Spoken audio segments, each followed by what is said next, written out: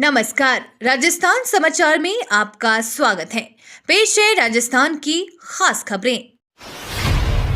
विधानसभा में गूंजा युवाओं की रोजगार का मुद्दा। प्रदेश में युवाओं को रोजगार उपलब्ध कराने को लेकर प्रदेश की भजना सरकार जल्द ही नई स्टेट स्किल पॉलिसी और उद्योग पॉलिसी लाने जा रही है। सोमवार को विधानसभा में प्रश्नकाल के दौरान मनोहर थाना में संचालित कंपनियों में स्थानीय युवाओं के रोजगार से जुड़े मुद्दे पर लगाए गए सवाल के जवाब में मंत्री कर्नल राज्यवर्धन सिंह राठौड़ ने सदन को आश्वस्त किया कि सरकार युवाओं को रोजगार उपलब्ध कराने के लिए प्रतिबद्ध है। इसके लिए स्टेट स्किल और उद्योग पॉलिसी लाने जा रही है, जिससे युवाओं को रोजगार कैसे प्राप्त होंगे, इसके साथ ही बंद होने वाली इंडस्ट्रीज को लेकर भी नई उद्योग पॉलिसी प्रावधान किए जाएंगे।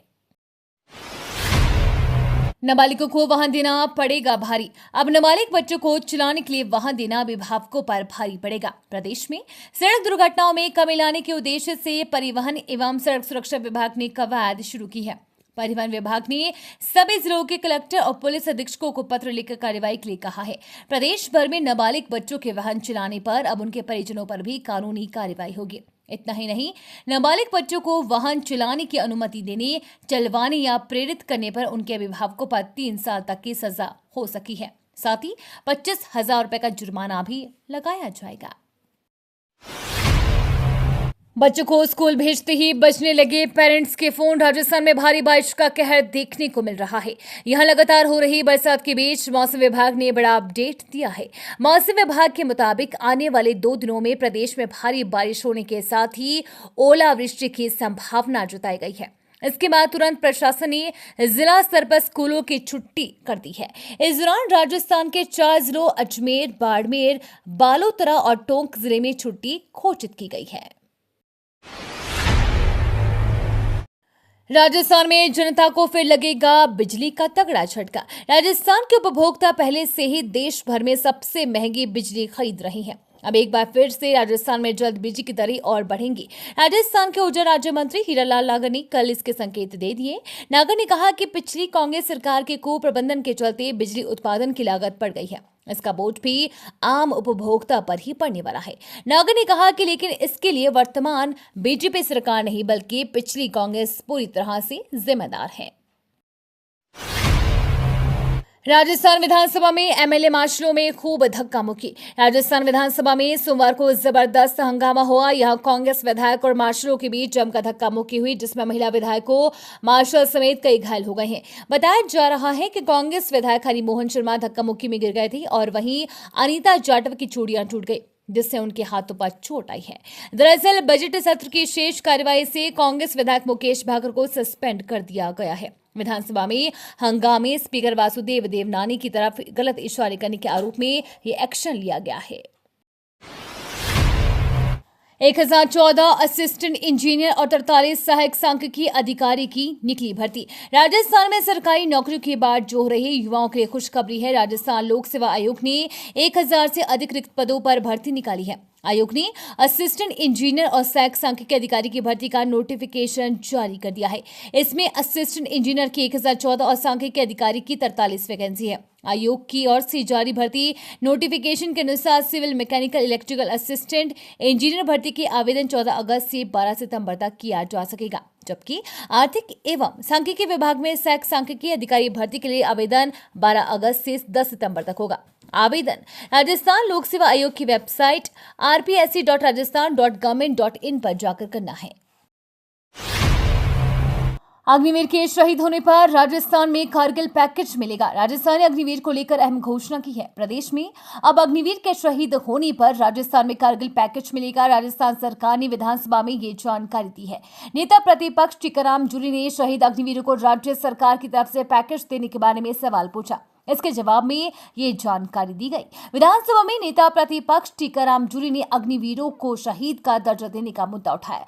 सरकार ने लिखित जवाब में बताया कि किसी सैनिक के शहीद होने पर राज्य सरकार के घोषित कारगिल पैकेज के तहत मुआवजा दिया जाता है। भरतपुर में लालच देकर कर रहे थे धर्म परिवर्तन। राजस्थान के भरतपुर में एक बार फिर धर्म परिवर्तन का मामला सामने आया है। शहर की कंजौली लाइन क्षेत्र में बाबा लक्ष्मण दास कॉलोनी के एक मकान में कुछ लोग दलित और निम्न वर्ग के लोगों का पैसों का प्रलोभन देकर उनका धर्म परिवर्तन का प्रयास कर रहे थे। मौके पर मकान में करीब 100 से अधिक लोग मौजूद थे, जिनमें महिला एवं बच्चे भी शामिल थे। कुछ लोग यहाँ दलित वर्ग के महिला पुरुषों को ईसाई धर्म की महत्ता बताते हुए अपनाने के लिए प्रेरित कर रहे थे। साथ ही गरीब तबके के लोगों को ईसाई धर्म के अपनाने पर हर महीने 5 से 10 हजार रुपए महीने की मदद दिलाए जाने का प्रलोभन भी दे रहे थे। रेलवे में हजारों पदों पर भर्ती की तैयारी, युवाओं को मिलेगी नौकरी। बेरोजगार युवाओं को शीघ्र ही रेलवे में हजारों पदों पर नई भर्तियों की सौगात मिलने वाली है। रेलवे बोर्ड ने इसकी तैयारी कर ली है। इसके तहत देश भर में विभिन्न पदों पर जूनियर इंजीनियर, गैर तकनीकी ग्रेजुएट व अंडर ग्रेजुएट तथा पैरामेडिकल श्रेणी में भर्तियां निकाली जाएंगी। इनमें अंडर ग्रेजुएट स्तर पर नॉन स्टेटी पदों के accounts clerk, ticket clerk, junior clerk व ट्रेन क्लर्क के पद पर 3404 भर्तियां शामिल हैं। 8 अगस्त को नहीं कर सकेंगे बाबा श्याम के दर्शन। राजस्थान के सीकर जिले के खाटू श्याम जी में मास्टर प्लान प्रारूप 2041 को रद्द कराने की मांग को लेकर कस्बे के सत्संग भवन हैदराबाद धर्मशाला में बैठक आयोजित हुई। बैठक में प्रारूप का विरोध करते हुए सर्वसम्मति से 8 अगस्त गुरुवार को खाटू श्याम जी बाजार बंद करने की घोषणा की। इसके साथ ही इस प्रारूप के विरोध में चलने वाले आंदोलन को लेकर 51 सदस्यों की एक संघर्ष समिति बनाई गई है।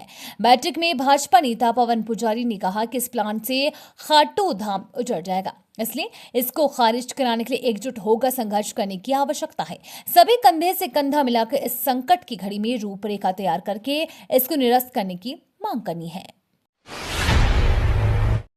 7 अगस्त को रहेगा आधे दिन का अवकाश, आदेश जारी। राजस्थान की राजधानी पिंक सिटी जयपुर शहर में तीज मेले पर राजस्थान सरकार ने आधे दिन का अवकाश घोषित किया है। 7 अगस्त को तीज के त्योहार के दिन जयपुर स्थित राज्य सरकार के समस्त कार्यालयों, राजकीय उपक्रमों, शिक्षण संस्थानों में आधे दिन का अवकाश रहेगा। जयपुर में तीज की सवारी पूरी दुनिया में मशहूर है। इस बार जयपुर में 7 अगस्त को तीज मनाया जाएगा। आज 6 अगस्त को तीज माता का सिंजारा मनाया जा रहा है। बांग्लादेश में तख्ता पलट, अंतरिम सरकार का होगा गठन। बांग्लादेश में इस समय काफी उथल पुथल मची हुई है। बांग्लादेश में बवाल के बाद आर्मी चीफ ने प्रेस कॉन्फ्रेंस की उन्होंने कहा कि हमने सभी दलों से बात की है। पीएम शेख हसीना ने इस्तीफा दे दिया है। हम अंतरिम सरकार बनाने की कोशिश कर रहे हैं। शांति के लिए आप हमारा सहयोग करें। हम आपकी सभी मांगे पूरी करेंगे। पिछले दिनों जो हत्याएं हुई हैं उनकी हम जांच करेंगे। हम फिर से शांति व्यवस्था बहाल करेंगे। सेना सारी जिम्मेदारी ले रही है, हम सब संभालेंगे। अब सुपर ऐप बताएगा ट्रेन टिकट कंफर्म होगी या नहीं। रेलवे से मिली जानकारी के मुताबिक इस योजना को लागू करने के लिए रेलवे एक सुपर ऐप तैयार कर रहा है। भारतीय रेलवे ने नए साल में बड़ी योजना लागू करने का प्लान तैयार कर लिया है। रेलवे आने वाले दिनों में वेटिंग टिकट को सख्ती से खत्म करने जा रहा है, इसलिए यात्रियों को कंफर्म टिकट की शुरुआत का पहला चरण इसी साल दिसंबर या नए साल से शुरू हो जाएगा। शुरुआत दिनों में ये 5 चुनिंदा रूट्स पर 500 किलोमीटर दूरी के लिए सामान्य ट्रेनों में शुरू होगा। इनमें कंफर्म टिकट की उपलब्धता 90% तक सुनिश्चित हो जाएगी। क्या है वक्फ बोर्ड, जिसमें संशोधन करने जा रही है मोदी सरकार। वक्फ मुस्लिम समुदाय के विकास के लिए दी गई संपत्ति है। इन संपत्तियों से हुई मुनाफे को हर राज्य का वक्फ बोर्ड प्रबंधन करता है। 1954 में भूतपूर्व पीएम जवाहरलाल नेहरू की अगुवाई वाली सरकार ने वक्फ अधिनियम पारित किया था। सरकार ने 1964 में केंद्रीय वक्फ परिषद की स्थापना की थी।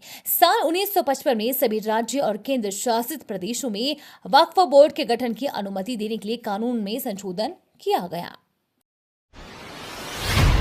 5 अगस्त जम्मू कश्मीर के इतिहास में काले दिन के रूप में जाना जाएगा। जम्मू कश्मीर से अनुच्छेद 370 हटाए जाने के 5 साल पूरे हो गए हैं।